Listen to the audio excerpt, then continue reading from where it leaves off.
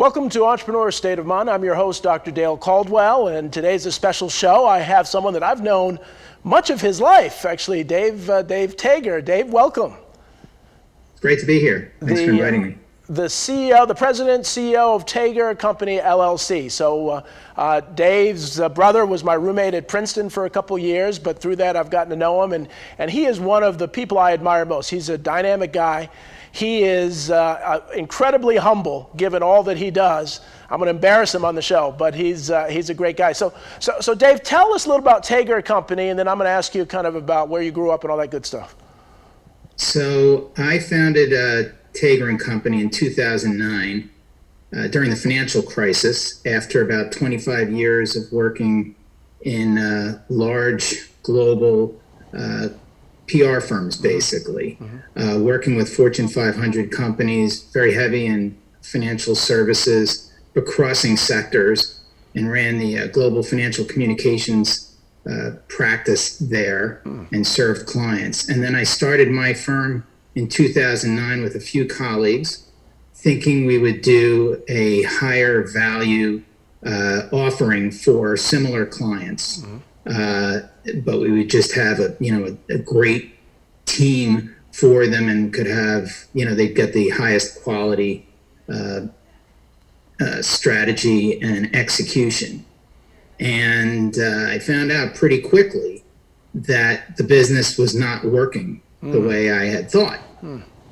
So I had our first client is a great entrepreneur and social entrepreneur, Gerald Chertavian, who's the CEO and founder of ESOP, I would say the leading workforce development nonprofit, and super connected guy.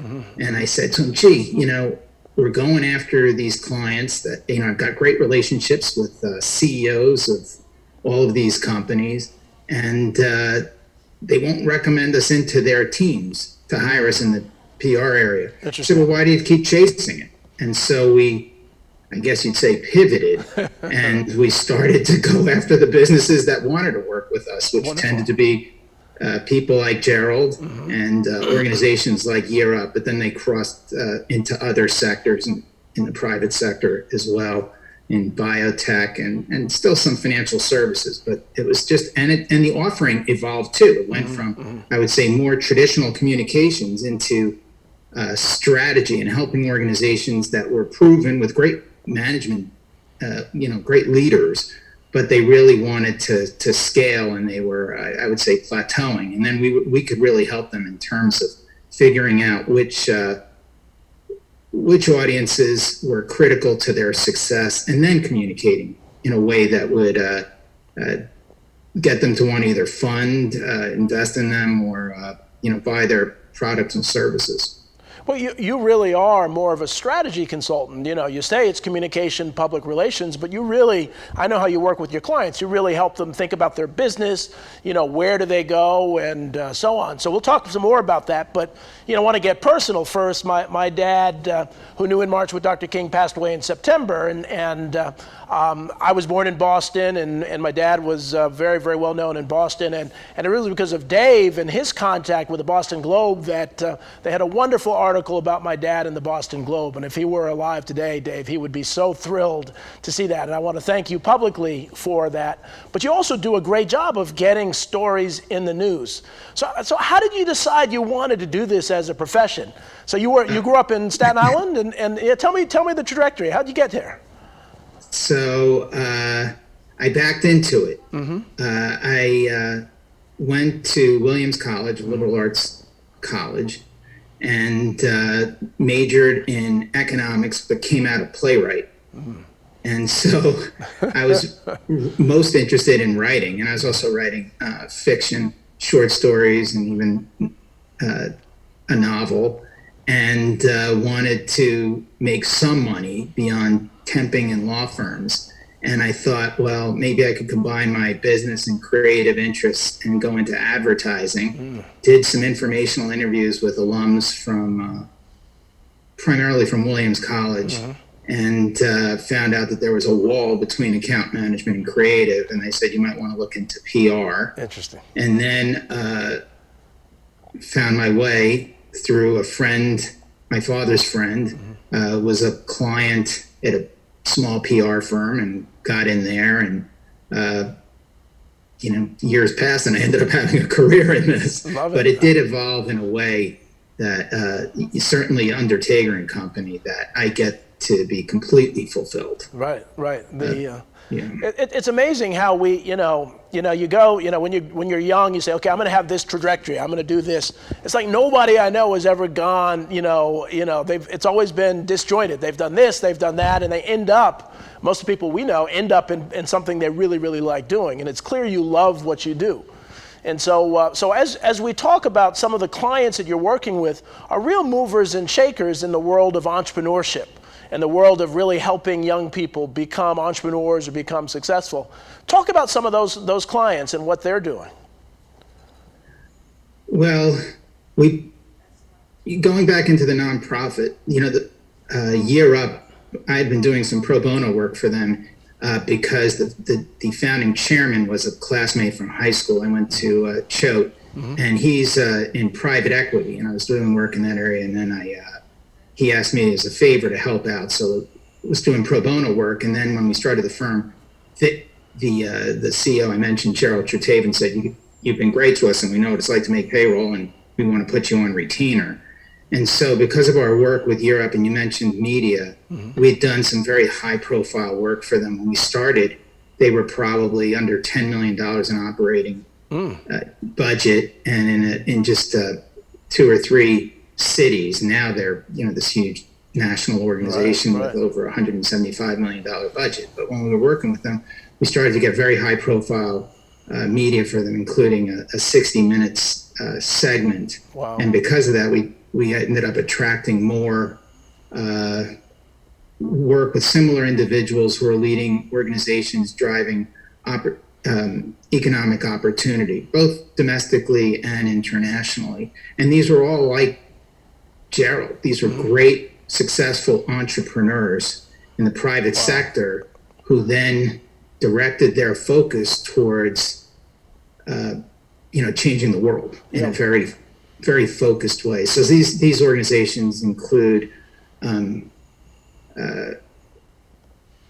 E for All, which Deshpande, who's a great entrepreneur, founded, and they're focused on inclusive entrepreneurship in cities that have, changed. Either they were factory towns or where they really were not thriving economically. And because he appreciated how entrepreneurship could change the lives of individuals, their families, and communities, they came up with a model to foster that. And it's really geared towards helping small local entrepreneurs or aspiring entrepreneurs have a pathway to launch their business and then do so in a successful way where they would outperform other startups that fail, because it's not just the lack of capital, but the lack of understanding. And much better than I do. You're an expert in this. But what's really needed in terms of building a business that's going to be sustainable. So that's one. And another one is the Possible Project. Mark Levin, who's a leader in biotech, he started that, and that's focused on high school students, and they're really geared towards like grades 10 through, I'd say, 13, giving them, also a huge appreciation for the role of entrepreneurship and an entrepreneurial mindset, and how that can be valuable, whatever pathway that young person takes, whether that's to become an entrepreneur or to work for an entrepreneur or some other corporate position or pathway to college. It just tees them up for success. No matter what they do. Let me ask you this. I mean, you're working with these incredibly financially successful individuals, and they're choosing to say, hey, let me take some of my money and make a difference in the community. Is there a common trait of these entrepreneurs as to why they're deciding to give back and make it part of their legacy? Have you seen any patterns in them, or is it just something that they, why are they doing it, and why aren't more people doing exactly what they do? Wow, I'm so grateful to work with these folks. Yeah, So yeah. let me just give you specifics. So education for employment, which is kind of like somewhat like Year Up in the Middle East and North Africa, was started by a serial entrepreneur named Ron Bruder. His daughter now wrote the book that is Nomadland, which is up for Best Picture this year. So I'll just throw that in there too. Yeah. She's a great journalist. But Ron, after Jessica was actually working around the Trade Center on 9/11. Wow. And he didn't know whether she was okay, how safe, until very late in the day when he was able to connect with her. And Ron decided that one of the biggest issues, really one of the seeds for what caused 9/11 was lack of economic opportunity among young people in the Middle East and North Africa. Not the only reason, but a driver. And he decided that there needed to be a Marshall Plan to address that. And since the government wasn't stepping up, he took a large chunk of his money and enlisted the Brookings Institution and others, and came up with a model local in each of these markets to figure out how do we create jobs, whether that's where there are corporate jobs, how do we skill up people in ways that, get them right in there to livable wage, family sustaining careers, or in countries where there are no such jobs, how do we skill them up in entrepreneurship so they could be successful? So, that was one. Yeah, that's Gerald, incredible. I keep going back to Gerald because it's so inspiring. Yeah. His business school application essay was the model, the framework for Year Up. So he was, I guess, working on Wall Street.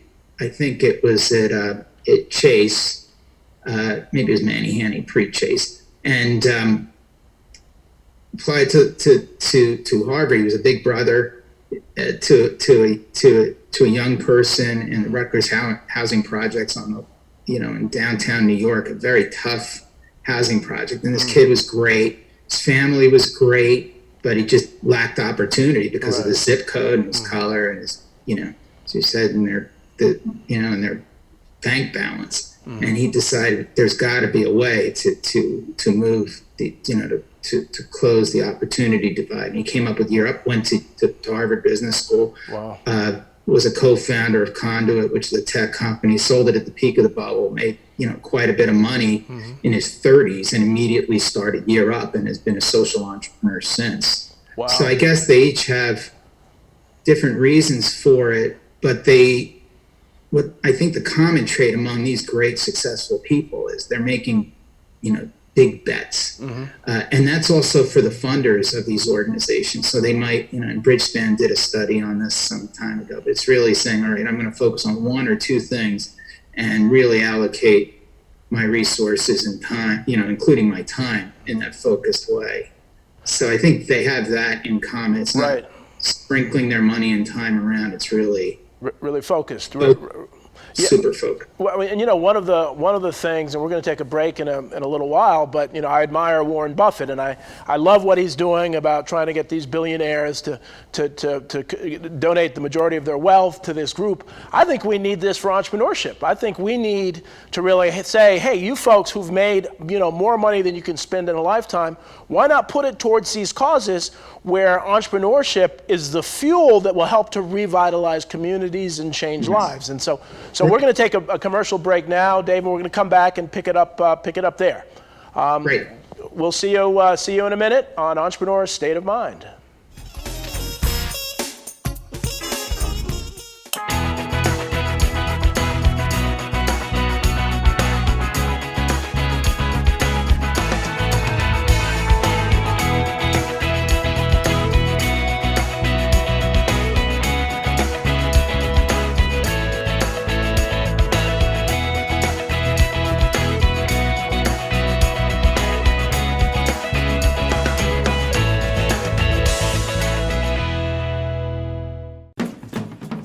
This plus this equals this plus this and this.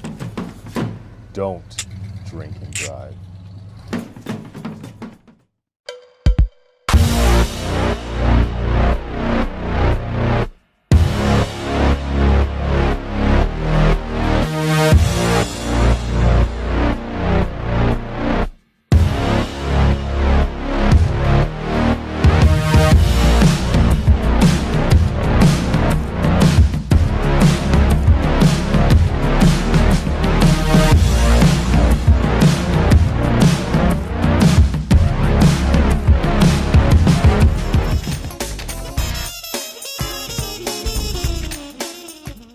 Welcome back to Entrepreneur State of Mind. I'm your host, Dr. Dale Caldwell, with Dave Tager. We were just talking about the billionaires out there who have given their heart and soul to really help entrepreneurs or young people develop the entrepreneurial mindset. And so one of the things I always say is that, you can give somebody a fish and they eat for a day. You can teach them to fish, they can eat for a lifetime. But you help them start a fishing business, they can transform their community. So Dave, how do we get more people to understand how important these programs are to really sustainably revitalize communities? Well, I think it's a very much a direct effort. And I'm thinking from your comments just there, if you look for education for employment, the model I mentioned in the Middle East and North Africa, each country has a local board, which consists of entrepreneurs, very successful people in that community. So they create a board of people who get it. They've experienced the ups and downs, but at the end, they know that entrepreneurship is a great driver of opportunity, and for many people, it's the only way. Right. And but that's also true for E4All, which has, I think, about eight sites they're in 8 cities in Massachusetts, and then they're in Colorado, and they're starting in Western New York, and even in Arkansas. And again, it's typically an entrepreneur from the community that wants it, that says, hey, let's bring E4All in here. So yeah, part of what we do is think about what's the most efficient way to engage those kind of individuals to have, this multiplier effect. How do you reach this? So, to be the lead funder in that market, and they're the ones who are going to bring together, maybe a local foundation or public support. But that's what we're trying to do. And we're also, as you know, I believe this should be a movement on inclusive entrepreneurship, or small, different way. It's called different things. And I guess at some point, maybe there will be, setting in on something that's a commonly accepted term. But you and I have talked about this as a small local entrepreneurship, urban entrepreneurship. But, these are really, sole entrepreneurs. They might have 1 or 2 employees. These are not necessarily the ones who are they're not at all going through the tech incubators. They're not trying to be the next Facebook. These could be, bakeries. These could be landscaping companies. Exactly. And so, but if you think about it, corporate America should be getting behind this in a big way too, because they want that pipeline of customers. So you take, a Home Depot or a Lowe's, they want to have more, contractors there for their business to business offerings. And you want those to be sustainable, successful businesses. And, one E4All, lead funder said, my landscaper was a good landscaper, but it wasn't a good business person. Right, wasn't getting statements out on time. Things weren't looking professional. And he sent them to E4All so he could be a successful business. So it's really in everyone's interest to come up with ways to scale this with programs like E4All and others. And I think I just mentioned, he had a small, actually a very successful entrepreneur that did that.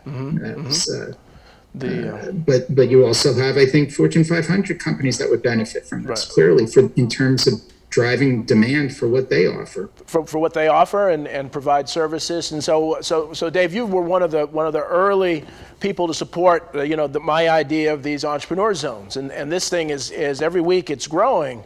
And we got, as I had mentioned to the audience previously, we got it in legislation in New Jersey, the governor's office, the CEO of the New Jersey Economic Development Authority. I'm chairing a working group on entrepreneur zones. Looks like we're leaning towards Atlantic City, Trenton, Patterson as three of the areas to start. And we've got people across the country. I was in New Orleans at a wedding, and so got to meet some of the most influential people. They want to do an entrepreneur zone. Philadelphia, the Black Business Alliance. Atlanta, Fort Valley, Georgia, Hackensack. So we're starting to do that. One of the things about this is that place-based ecosystem.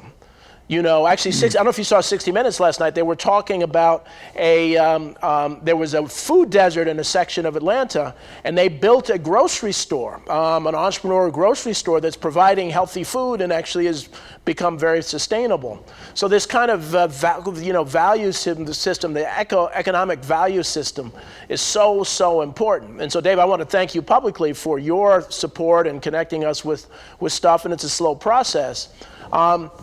Now, how is E4All, for example, E4All doing these entrepreneur programs, how are they expanding, or how are they trying to expand, or what help do they need to get in other parts of the country?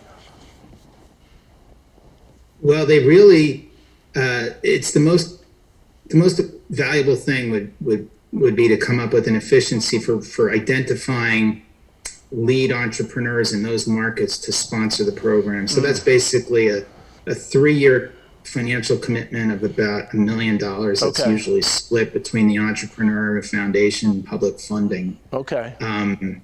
And so they have some people who were so excited about it, brought it to one community, and now are using their network from their private sector businesses to expand in other markets. Right. So a lot of the stuff, they're entrepreneurial, especially the funders are particularly entrepreneurial. They see the benefit. This happened, I'm thinking, of one individual who sold his business, and he's focused, like I said, big bets. This is his big bet, and his wife has a big bet, I believe, in Africa, and he's in terms of philanthropic work, but he's really devoting his time and his network to scale E4All substantially. Wonderful. And so one of the things, and we've had for the last almost 6 months now, an Entrepreneur Zone call on Friday afternoons. You've been part of it for much of it, and others, and we're starting to build that evangelical movement towards entrepreneur zones, entrepreneurship, and we're connecting. Actually, every week there's a new person from around the country who's getting excited about this idea of entrepreneurship. And so, Dave, I'm very hopeful that as we come out of this pandemic and people realize that the jobs and the 30-year jobs in big companies are disappearing, we've got to have entrepreneurs hiring locally. But I was just reading this morning how there are fewer entrepreneurs who've gone out of business than they originally anticipated, but many more black entrepreneurs are suffering and are struggling in the urban communities. And it's nice you're working with programs that do that. For the audience that doesn't know Year Up, now Year Up, are they all over the country, or how do they grow their program? Their model has evolved. Okay. So they had wholly run sites. Okay. And I think it got up to like 25 cities, 25 cities. But with COVID, they created a virtual offering. So now they're not limited to that. They were also co-locating in community colleges and offering a service delivery model where you're using certain faculty from the community college and the real estate there. And that, from a cost management makes a ton of sense. And then they could focus on providing the staffing. That's the real secret sauce that is, Year Up. But now they're not constrained by zip code. They can really deliver anywhere I do think that there's a split here, and it kind of reflects my business, the Tager and Company, because you see the move post, we'll call it the post George Floyd push from efforts by the Business Roundtable, and you see people like Jamie Dimon and others as part of, and Ken Chenault and Ginny Rometty and Kenneth Frazier through 110, which is to get corporate America to hire more blacks, right, primarily. But you and I know that a lot of these jobs, opportunities are created by small business entrepreneurship. Right, so I like to think we've got a dual track here. Yeah. And so it's important for, I think, inclusive entrepreneurship to create a movement as powerful to right now. I'd say it's emerging. We're in early days, but it's a great thrill to be connected through your calls to all of these different amazing people who have a shared mission, might be doing it on a local level or in some complementary aspect to figure out, all right, how do we scale this most powerfully? And I think some attention can also be thought to, all right, what are these shared services and things where we can bring best practices and say, okay, what are these entrepreneurial ecosystems and what these entrepreneur zones should have in common? Where can we bring some understanding? Because I think it's pretty diffuse. It's because it's emerging, and attention hasn't been paid to it in quite the same way as the corporate pipeline of skilling people up. Well, one of the challenges is that there's a different mindset that's needed now. This idea of, I'm the entrepreneur, I made it on my own, I pulled myself up by my own bootstraps. That's nonsense. Nobody's ever done it alone without anybody's help. And this idea that even if we're in the same neighborhood, that I can't work with you because you're the enemy. Instead of this ecosystem, this co-opetition, as we call it, as Scott Livengood, who I'll get on this show, a professor at Arizona State, but to really begin this model of having them work in the same geographic area, work together, support each other, develop complementary shared services, and going forward. It's amazing to me that I imagine it must have happened somewhere. Do you know of any examples where it's happened where they've really worked together towards the common good of the entrepreneurs? I don't think as ambitiously as you're thinking. I have not heard of that quite that way. I've heard of, emerging supported like peer networks. Right. So something called E4Ever that E4All is involved with, beyond getting the businesses up and running, to give them, to let entrepreneurs share ideas with one another. That could be, that was really amplified during the shared pain during COVID. Right. And managing through that. I think what you're thinking of is pretty grand. It's really cool. And I think it's something that, bringing together some good minds to make sure we can create this is going to be hugely beneficial. Well, Dave, there's so many inefficiencies. So many inefficiencies, people and that are crippling to these businesses. Yep. If there's a way to bring some of these resources together, exactly. I think that it could be transformative. It'd really be transformative. And I think the culture, spending most of my time in urban communities, is much more collaborative than people might think.